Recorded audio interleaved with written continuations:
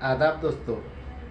आज बात करते हैं हर्षेश्वर नाथ संस्कृत विद्यालय ब्राह्मण पट्टी की। ये बहुत पुराना विद्यालय है, संस्कृत विद्यालय, और शुरू से विवाद में रहा है। इसमें अध्यापकों की भर्ती के संबंध में कई विवाद हैं। सबसे बड़ा विवाद तो है विद्यालय की भूमि का। विद्यालय जिस भूमि पे बना है वो ग्राम समाज की खेल कूद के मैदान की भूमि है, और उसी पे गांव के ही श्री रामचंद्र शुक्ल जी हैं, उन्होंने विद्यालय बना लिया था पूरा, और एक प्राथमिक विद्यालय भी उसी पे बना के चला रहे हैं, जिसकी जांच भी हुई। विभाग ने लिखा, लेखपाल ने रिपोर्ट लगाई, एसडीएम ने भी लिखा, और उसके ऊपर जुर्माना भी लगा और केस भी हो गया प्रबंधक के ऊपर। लेकिन विद्यालय आज भी वो उसी हिसाब से संचालित कर रहे हैं, उनके ऊपर बहुत ज़्यादा असर नहीं पड़ रहा है। और करप्शन जो है या बुराई जो है वो एक अलग चीज़ है, लेकिन मैं श्री रामचंद्र शुक्ल जी की तारीफ़ करता हूँ कि उन्होंने पिछले डीएम जो थे उनके मुंह पे उनकी बुराई कर दी थी। उन्होंने कप्तान साहब से कह के इनको पकड़वा लिया था, क्योंकि ये गाली गलौज कर रहे थे, तो उसकी रिकॉर्डिंग किसी ने डीएम साहब को दिखा दी थी, सैमुअल पाल साहब को, कि आपको गाली देते हैं। तो डीएम साहब ने कप्तान साहब को ऑर्डर दिया कि उसको ज़िंदा या मुर्दा ला के मेरे सामने हाजिर करो। भाई कप्तान साहब ले आए, ऑफिस में लाया गया, तो बड़े बुज़ुर्ग हैं श्री रामचंद्र शुक्ल जी, बहुत बुज़ुर्ग हैं। तो डीएम साहब उनसे पूछने लगे, तो वहाँ भी इन्होंने, मतलब 70 साल की उम्र होगी, उन्होंने कहा बड़का डीएम भय हो। इस पर डीएम साहब को गुस्सा आ गया, तो डीएम साहब उनके यहाँ होता है दरबान उरबान, उसकी लाठी छीन के 2 लाठी मार दिए। हालांकि गिरी साहब उस वक्त जिला विद्यालय निरीक्षक थे, उन्होंने रोक लिया कि जाने दीजिए, बुजुर्ग हैं, मरा जाएंगे। तो इस बात की मैं तारीफ करूंगा कि रामचंद्र शुक्ल जी के जिगर है भाई, वो डीएम को वहीं मुंह पे कह दिया बड़का डीएम है हो, जो भी रहा हो। खैर, तो ये जो विद्यालय है इसमें बड़ा करप्शन है, बड़ा फर्जीवाड़ा है, तो इसके खिलाफ बहुत शिकायतें आती हैं। तो डॉक्टर संपूर्णानंद विश्वविद्यालय से मान्यता मिला है इसको। एक राम आश्रय यादव जी हैं, उन्होंने गवर्नर को शिकायत दी थी इनके विद्यालय के संबंध में। तो गवर्नर साहब के यहाँ से सीधे चला आया संपूर्णानंद यूनिवर्सिटी पे कि ऐसा ऐसा प्रकरण है, इनकी शिकायत है, इसका संज्ञान लिया जाए। तो संपूर्णानंद यूनिवर्सिटी वालों ने एक लेटर जारी किया, 3 सदस्यीय समिति बनाई और कहा कि इस विद्यालय की जांच कर ली जाए। अच्छा, उन्होंने लेटर जो बनाया उसमें 3 लोगों का नाम डाला, और उसका जो लेटर का नंबर और डेट है, कमाल देखिए, वही लेटर का नंबर और डेट डाल के विद्यालय की प्रिंसिपल ने जिला विद्यालय निरीक्षक को एक लेटर लिख दिया कि संपूर्णानंद विश्वविद्यालय के अनुमोदन पत्रांक फला दिनांक फला के अनुसार हमारे विद्यालय में इनको ज्वाइन कराना था, हमने ज्वाइन करा लिया है। मतलब घाघ इतने बड़े हैं कि जो लेटर जांच कमेटी गठित करने के लिए बना है, उस लेटर को इन्होंने अपने विद्यालय के 3 अध्यापकों की नियुक्ति से संबंधित अनुमोदन का पत्र बता दिया। साफ साफ लिखा है, इसमें देख लीजिए। इसमें वो लेटर जो है डॉक्टर संपूर्णानंद यूनिवर्सिटी से जो जांच के लिए निकला है, मैं पढ़ के बता देता हूँ।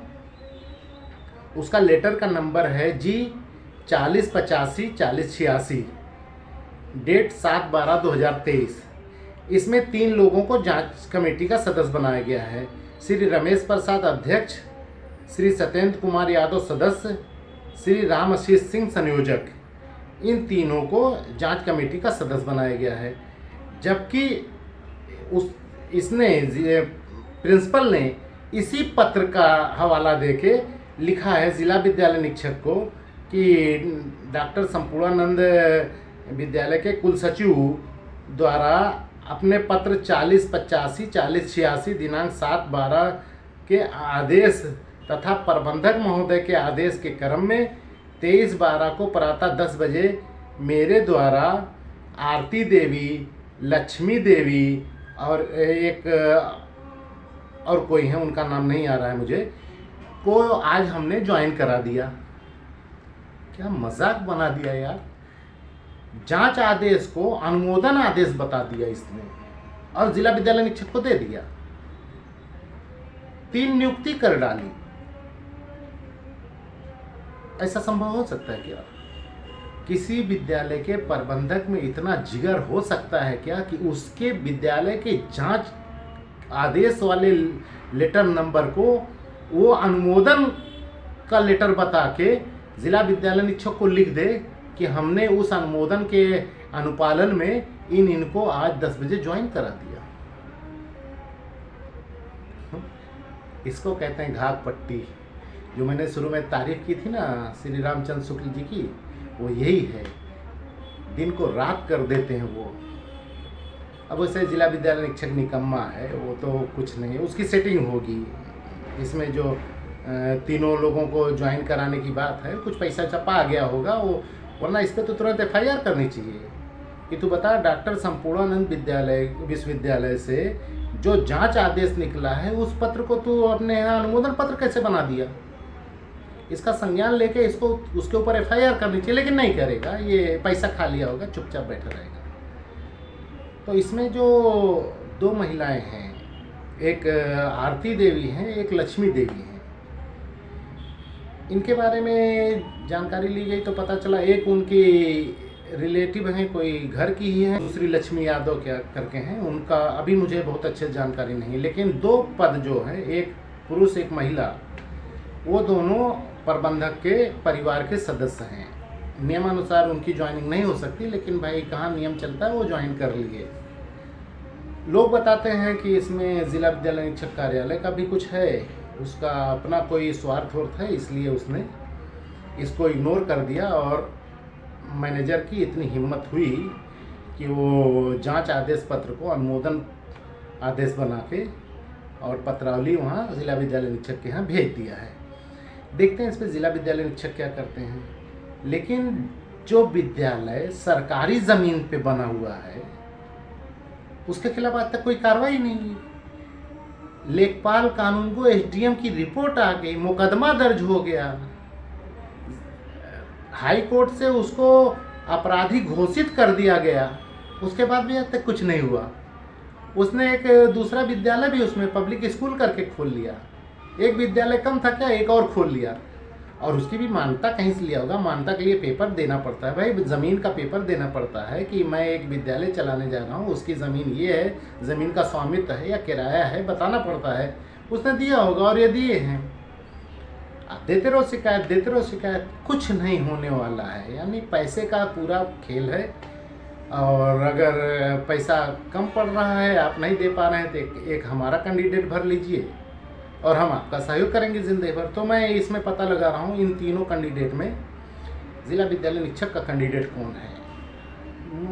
ज़्यादातर उम्मीद है लक्ष्मी यादव ही होंगी, क्योंकि वो दोनों तो उनके परिवार के सदस्य हैं। तो एक तुम्हारा कैंडिडेट ले रहे हैं तो अनुमोदन दे दीजिएगा और वेतन लगा दीजिएगा। लगा देंगे हम साहब, लेकिन इतना आसान नहीं है, इतना आसान अब नहीं है।